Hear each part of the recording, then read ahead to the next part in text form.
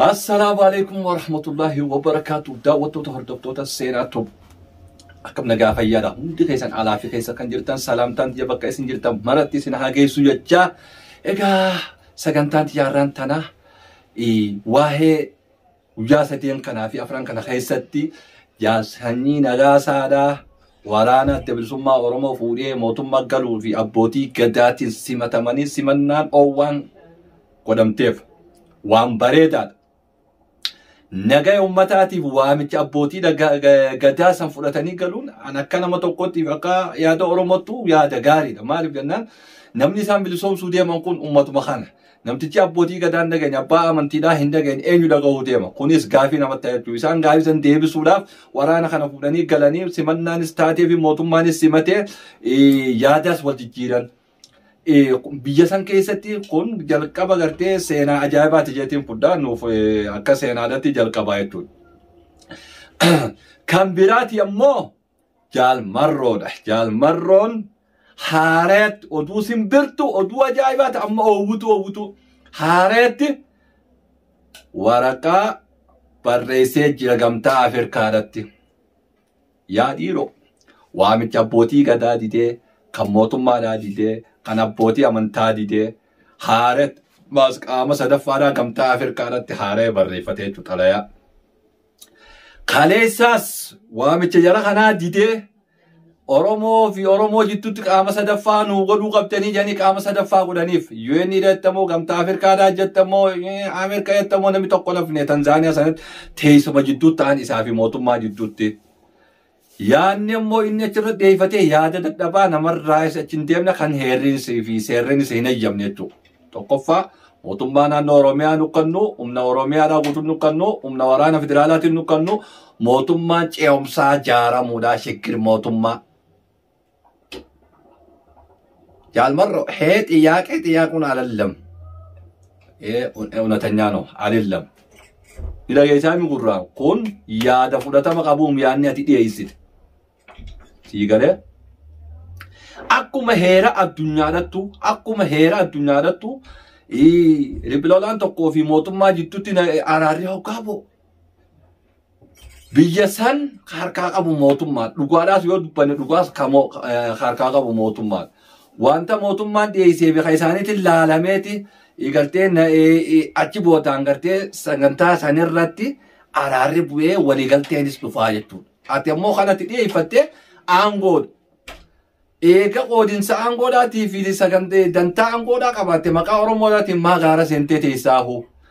Nagaya Oromiyaadhaa faayidaa uummata Oromoo laalchiftee yaadni ati tokko kaachirra dhiyeessite tokko man jiru. Tokko yaadni ati dhiyeessite qoodinsa aangoodhaati. Kaleessaa weettee nuti jaldeessa bilisoomsuuf gaara seenneetti. Kan uummanni Oromoodhaas laa nama sammuun kan odoo nu yaadee fudhachuu qabna. Tokkoffaadha. Jaalmarroo dirribsaadha.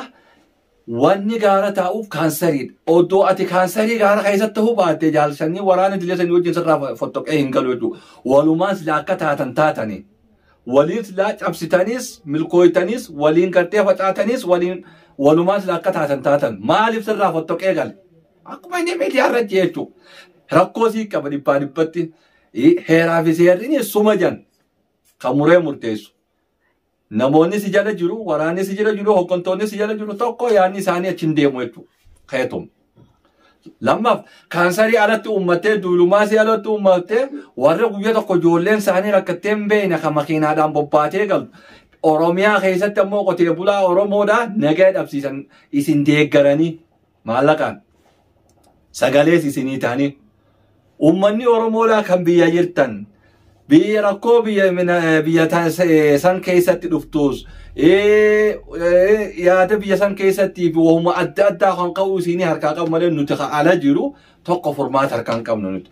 Nuyi rakkoo isinitti uumaa jiru biyya san keessatti. Nuyi kana deeggaree kunis kana deeggaree san deeggaree rakkoo biyya san keessatti uumu jechuudha. Namni jaalmarroo deeggaru eenyu Oromoodha. Kan maallaqa buusuuf eenyu addeebanii namni isaan fannisanii maallaqa irraa fudhatanii mootummaa wajjin jirta maarree jirta Oromoo qalatanii dhalaa Oromoo warri gudeetu eenyu isin nama biraatiim oromoon isin bilisoomsuu deemtanis isaanuma kan isaanuma gudeettan isaanuma saamtan isaanuma gartee re'ee duraa qalattan isaanuma fanniftan isaanuma kan hedduu yeroo hedduu taateen takkaa oromiyaa keessatti hin tahin fannoo yeroo hedduu deddeebitee mataa oromoo qaltee kaan qottoodhaan irraa murtee nu garsiiftu isin guyyaa tokko achi deemtanii fannoo saniis huccuullee irraa baaftanii nu garsiifne jechuudha. Akka isaan reeffa keessaniif reeffa ummata miilaa irra deemanii morma irraa kutanii fannisanii nu garsiisanii guyyaa tokko nu garsiiftanii hin beeku. Hoggaanii fi mootummaan dhufee humna san dha'uudhaaf achi galee dura baatanii danqaatti taatan. Mee ilaala. Isin mootummaan keessanuu fannoodha. Kalloo Oromoo uffattan malee Oromoodhaan miti jaalmarroo isin. Guyyaa tokko diina Oromoo jeeftee mataa kana qabdee nu garsiifna. Fannoon guyyaa meeqa morma irraa kuttee akkana qabdee nu garsiifte jechuudha. Ati ammaan tana tokkoffaadhaa carraan keetis kutee jiru yoo immoo guyyaa hangana kana keessatti galtee hin dabdu qooda kee. Carraa namni Oromoo takka itti fayyadamatu jaarsanyiin itti fayyadame ati itti fayyadamuu hin dandeenye. Maaliif kaansarii si keessa jira nu malee si keessa jira jechuudha. Dhukkubaa garaa kee keessa jira. Oromoodhaaf hin baane maqaa Oromootiin ala sanii dhiichisu jirte malee gaara galtee. Tokko wanni ati faayidaan Oromoodhaaf ala san teessu hin jirtu jechuudha. Oromoo boochisuu, Oromoo qeerraa buqqisuu. Maqaa keetiin mootummaan nama dararu maqaa keetiin mootummaan nama hidhu kanum guyyaa tokko imimmaan Oromoo irraa hiixeen beektu Oromoo boochisuu malee. Haa ta'u warri sirraa fatto jaalsanyiin faan wanta abbootiin gadaa jedhan dhagahan waamicha san owwaatan galan simannaanis godhameef kuno finfinneedha jiran najjaan addunyaan akkanuma jechuudha carraan akkanuma jechuudha chaansiin akkana jechuudha. Chaansii kaleessa sii dhufee san ka Tanzaaniyaadhaas itti fayyadamuu hin dandeenye jechuudha. Qaama sadaffaadha sii fi Abiyyii fi Shimallis jidduutti. Kun namarraa eessa gaddeema kun. Abiyyiinis Oromoo, atis Oromoo, Shimallisiis Oromoo. Oromoo fi Oromoo jidduu qaama sadaffaadhaan nu yaama akka muuzu yattaa'u. Hin yaaddu malee odoo sammuun teessee yaadde. Kabajaadhaas hin qabdoon. Waa hunda sii godhanii xayyaaraan gaara sanii sii fuudhanii si geessan. Jaakkataa si kaayan, uteela si geessan, firaasha bareedaarraa si raffisan. Kun hundinuu kabajaa san hunda biyya laayite jechuudha.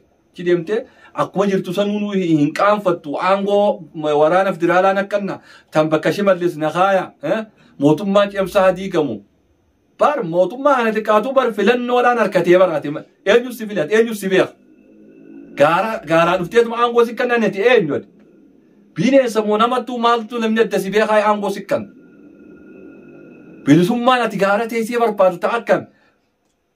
Waan nyaatan immoo, waan dhugan immoo, diimtu immoo, gurraatti immoo, magariisa immoo ta'a akkami.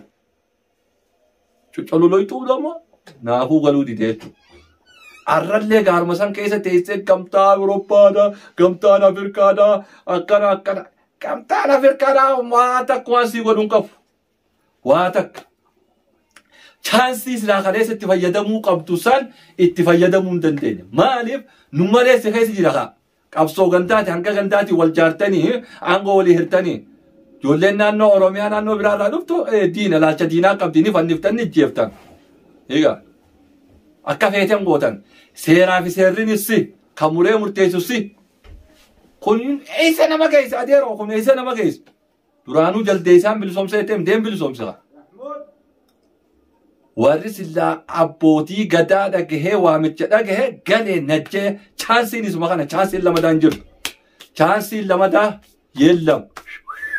Yaalmarroo yaa ammaa guyyaan kana keessa harka kannachuu fannoon kun harka kannataa jirti. Ati maal eedda? Kan itti galtus qe'ee Oromooti qeeteeti. Gondarii fi Goojjaamii galisiin hin jenne.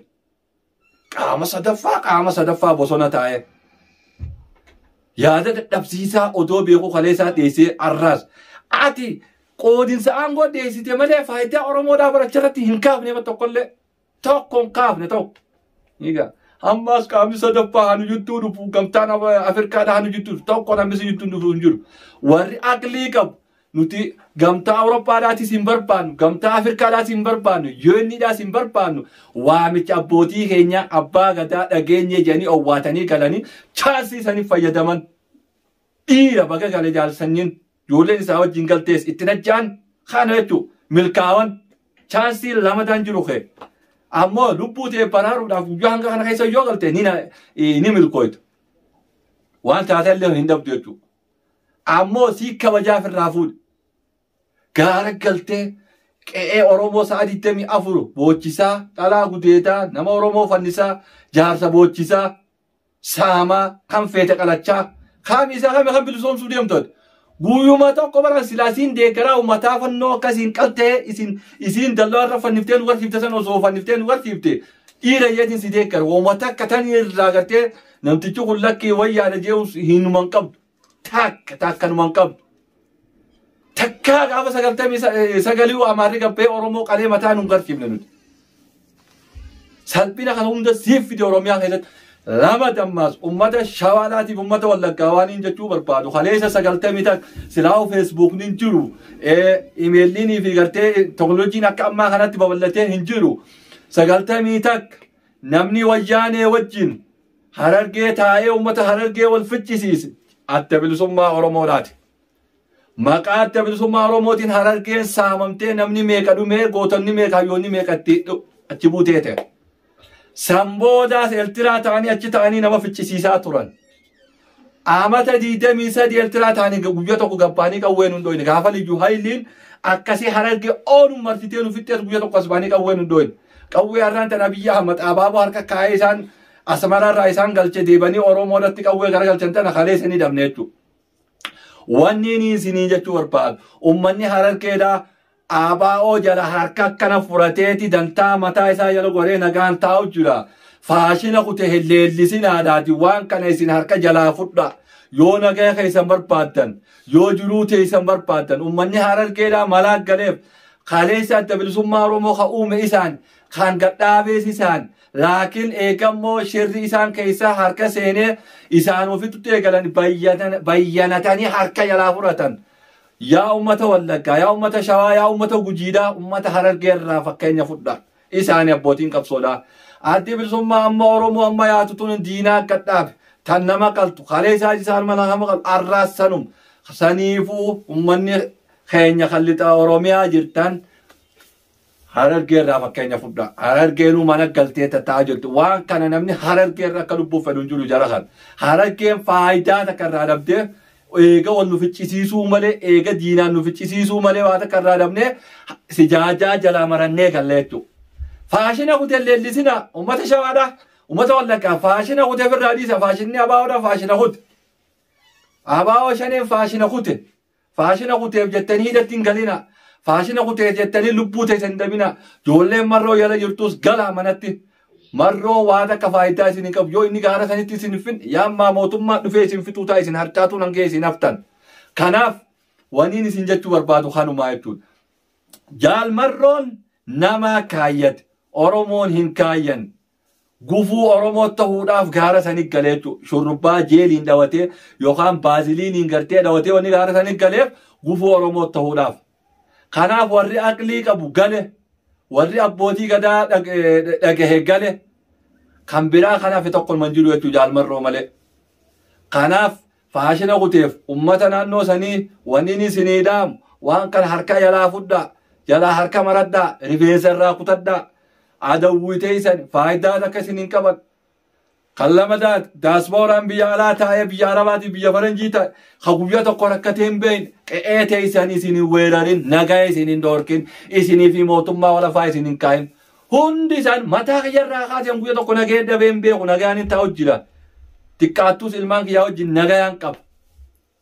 Maatii kiyyaa wajjin nagayaan qaba. Warri namni uummanni ala taa'ee isinin shoorarkee isinii waniin isin jechuu barbaadu. Tokko warri ala taa'u kun hundinuu kaansarii qaba. Tokko lagaa wal fooyyee jiru tokkoon isaanii kan wal dhaga'u tokko hin jiru. Ammoo ala ta'aniiti nama nagaa fakkaatanii Oromoon akkas taate Oromiyaan akkas taate Oromoodhaaf guyyaa tokko yaadanii beekanii akkasi kanaafuu wanniin isiniin jechuu barbaadu. Laal faashina kuteen ifi weeraraniidha harka jalaa maradhaadhaa dhaamsinii isiniif qabu kana galatoomaadha nagaa ittiin isiniin jedha. Assalaamu alaikum wa rahmatullahi wa barakatuh.